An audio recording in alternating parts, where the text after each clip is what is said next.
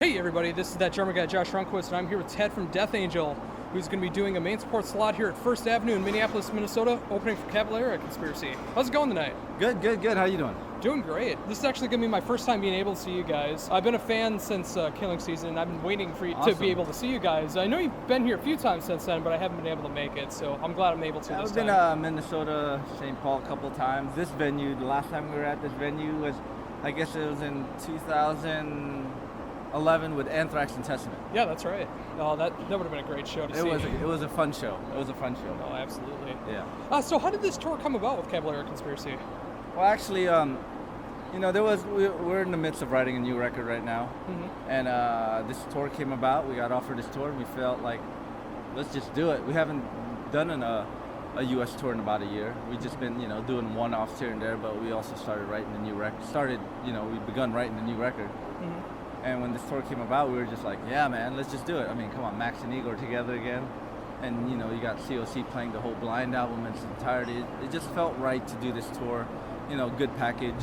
It's kind of like a bit different. It's all metal, but, Cavalera has their own thing. We have our own thing, and COC has their own thing. It's just like three good headliners bringing a good show to each city. Oh, yeah, these are my favorite kind of tours where the bands all make sense, but they're all different styles as well. Yeah, that's something we want to do, kind of step out of the box and stuff like that, and it's good to bring different styles of music together and different fans together to check out one good show.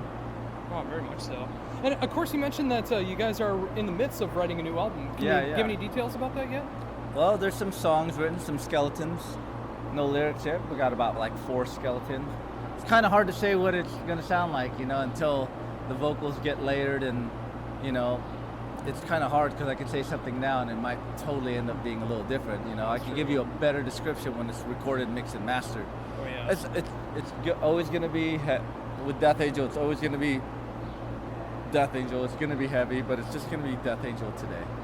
Oh, very cool. I'm looking forward to it. Thanks.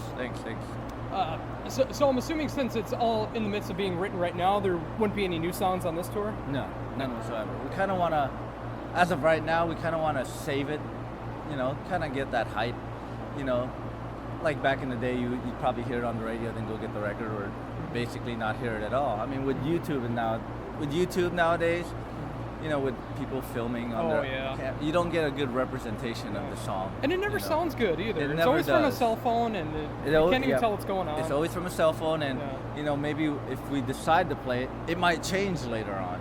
So we kind of want to wait until it's finally completed. Oh, that totally makes sense. It does. So with that said, how are you going about the set list on this opening slot? We're laying heavy on our latest album, The Dream Calls for Blood. We're really proud of that album. Oh, yes. So we want to lay heavy on it, and we're going to touch upon a few classics. It's hard, with only an hour set. Oh, sure. But we're trying, we may have to skip an album or two, but, you can't please everyone, really. But we're laying heavy on the new album because, that's what we're on tour supporting, and that's what we're happy about it. I'm not really into bands. It kind of sucks when a band puts out a new album and they only play one song from it, It goes to show they're not really proud of it. Yeah. But we're proud of the Dream Calls for Blood, so we're laying heavy on it. Probably about 6 songs. Yeah. No, it's a fantastic album, too. Oh, thank you. Yeah, I mean, you guys have just, kept it going for so long. I mean, it feels like every album just gets tighter and tighter with you guys. Well, yeah, we still love it. We still have it in us to, write some good shit. And, just being on tour helps, too. Playing every night in different cities, touring with different, your peers or, your heroes, that kind of helps, contributes to the writing. Oh, very much so. So, I'm assuming, right after this tour, you guys would be getting back into writing the album? Well, right now, after this tour, literally right after this tour, we go home for a day, then we go to Mexico to play a festival with Judas Priest. Oh, nice. Then we come back, we have, about I would say about a month and a half home. We're going to continue writing. Then we go to Europe for a month for, the festivals out there and some headliners and whatnot. Then when we come home, then we're going to do pre-production, tighten up, anything for the record. And we're slated, we're supposed to go in beginning of October to record the record. So in between these 2 tours, we're going to finish up writing and demoing. very cool. Yep. And I'm assuming if all goes right, like early 2016? About around this time. Oh, cool. 2016. Oh, yeah, very around nice. this time. We have a schedule. So finally for the first time. Awesome. And I'm hoping along with that would call for some headlining touring, right? We'll see. I mean, right now, management's looking into something for next year. Who knows what? But right now, the band's focus is to, finish off the touring and writing. We'll probably know a better view of touring probably right when the album's turned in. It's kind of hard, but we plan to do some touring next year, headlining, possibly headliner, maybe, going out with somebody else. It's kind of hard, but we'll know towards the end of the year what's going on. Oh, very cool. So getting back into this tour, how's the crowd reception been? I know you guys are about like halfway through. Now we're like a week, a little over a week till the tour's over. Oh wow! Oh, it's even sooner. It's short. It's like under 4 weeks. Yeah. The crowd reaction's been cool. Some cities, it's awesome. I mean, not only the crowd reaction has been cool, the shows have been pretty decent, but just the vibe within the bands has been great. The Cavalera camp's super cool. Oh yeah. The Corrosion of Conformity guys are awesome. Lody Kong, who's opening up the show, they've been bringing it every night. So every band on this tour is bringing their A game in a cool, friendly competition. It's cool. It's no egos, no dramas. Everyone's let's just put on a good show for the fans and off to the next city to do the same thing. Exactly. So that's what it's all about. Yeah. And that's what makes for the best tours when you're touring, is like being able to tour with bands that you can get along with and you dig the music. Yeah, that makes it more comfortable. You know what I mean? So I think the fans are digging it. They're getting a good amount of music per night from every band, and couldn't ask for anything more. It's just it's a good package, and like I said, the most important thing is the vibe. The vibe's been awesome. It makes for a comfortable environment, and it just makes you play even better. Oh, very much so. Yeah. And I hope that happens tonight too. I know it's Monday, but I'm assuming like a good sized crowd's going to be out here tonight. Oh yeah, I mean whoever comes, they're going to get a good show regardless.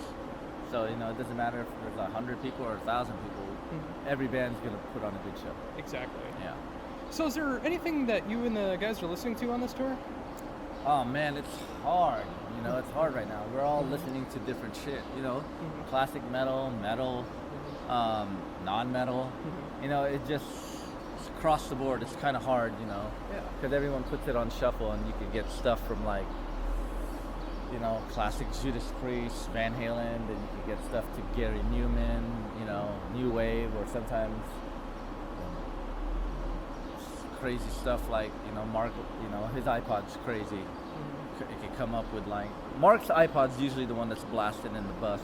It goes from like Tom Waits or Nick Cave all the way to Machine Head or Mastodon. So everyone has their own iPods. We all listen to our own thing. So we listen to everything. Yeah. And I think that's good for creativity as well. I think it is, because you when you listen to stuff other than music, you can get ideas from it, either from like the way someone sings or the way like an arrangement, or sometimes even like a melody. It's good to because a good song is a good song. You could always take that and just turn it into your own.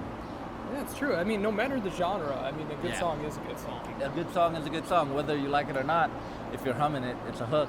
It's a good song. So, yeah, but we listen to everything on the bus. We don't discriminate on any music. Oh, that's good to hear. Yeah. Awesome.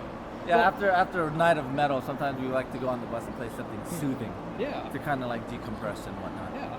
Yeah, I mean, when you're on a metal tour, I mean, one of the last things you want to listen to right when you go back on the bus is listen to more metal. Exactly. I mean, you want to decompress a little bit. Exactly. That's why we just put on something really soothing. But when the party starts happening on the bus, usually, the guys are feeling good and the crew's happy, and and the party vibes happening on the bus. We put on a little Van Halen, sure. Motley Crue to get the vibe going, because everyone's having a good time. But yeah, pretty much, music all across the board. Oh, it's really cool to see that.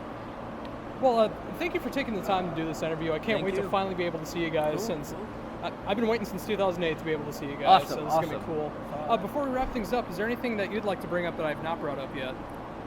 Well, we have a THRASHumentary finally is coming out. Oh, yes, I've been waiting for that. The THRASHumentary is coming out. Right now, we just turned in all the masters and artwork, and there's going to be a live audio CD accompanying the DVD. It's live in San Francisco. Oh, cool. And right now we're just waiting on Nuclear Blast to give us a release date so we can kind of finally announce it. Right now everything's turned in, but the label's got to do their thing. But it's coming out this year. Hopefully, we're shooting for July, August. So we have a THRASHumentary, which is like the history from the band from the very beginning till now, and a live audio from San Francisco. Oh, very cool. I've been waiting for that as well. I didn't I know know we've been lagging, but we kept getting new footages, old footages to throw in, interviews, and then we had to stop because we had to write and record The Dream Calls for Blood. Now that we finally had this break, there we go. We got to release it now. So it's finally getting released July, August, somewhere around there. Awesome. I'll definitely be a first day buyer with that. Thank you. Oh, not a problem. Well, thanks again for doing this interview. I cannot wait to see you guys tonight. Thanks, Josh, right? Josh. All right, man. Thank you, and enjoy the show. Oh, definitely will. All right, man. Once again, that was Ted from Death Angel. Make sure to check out the new album.